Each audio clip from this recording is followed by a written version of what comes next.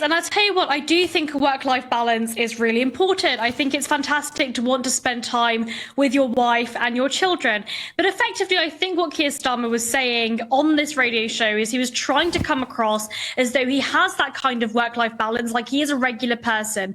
But actually, the reality is, for a lot of people, they do want to spend time with their families, but they're not able to due to work commitments. You'd expect the same of the Prime Minister. And effectively, I think it's quite insulting for somebody to sit there and say effectively that they're going to spend more time with their family and they're better for it. But actually, there are so many people, so many hardworking people in this country that would absolutely love to spend more time with their children and their loved ones, and effectively they don't have the time to do that. My question is, what will this actually look like in reality? If Joe Biden calls at 8 p.m, will Starmer just refuse to take the call? What does this actually look like? Well, perhaps that's a question we can throw to Rebecca Reid.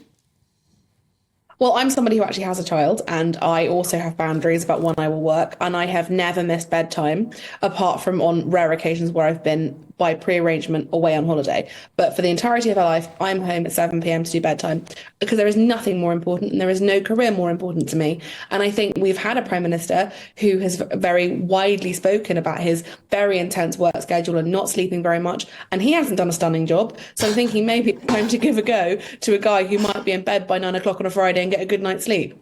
Well, of course, that's subjective. But Reem, Ibrahim, surely, even a Prime Minister needs a little bit of downtime.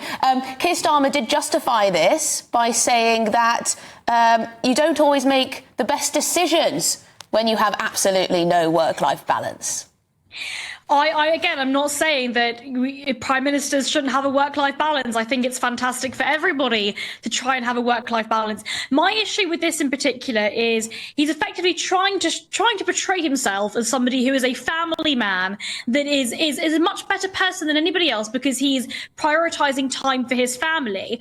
But actually, the real problem with what he said is that he would unequivocally, come what may, I think is exactly what he said, not work after 6 p.m. on a Friday. And I think that we just cannot have that inflexibility for somebody that's going to have access to the nuclear launch codes, for somebody that is effectively going to be leading this country and leading the West in many ways against some of the most politically tumultuous times globally. We need to ensure that there are those people that are going to be more flexible with that. And I think it's not true in reality. Of course, Starmer will have to think about work after 6 p.m. because he would be Prime Minister by the end of this week.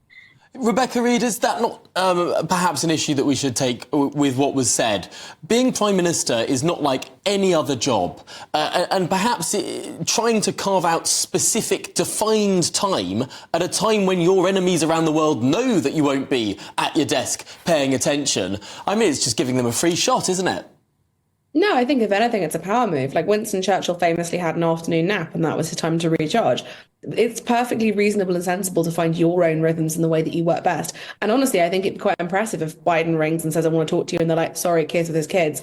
I think that says no. We don't just jump when you say how high. We find the way. I think if the balloon goes up, I do think if Putin says I'm on my way, he might be like, kids, we're going to watch Frozen later. But generally speaking, I think it's really strong and powerful to know what you need to do a good job. This is a very serious discussion, but Rebecca, you do always make me laugh. Thank you so much to you both.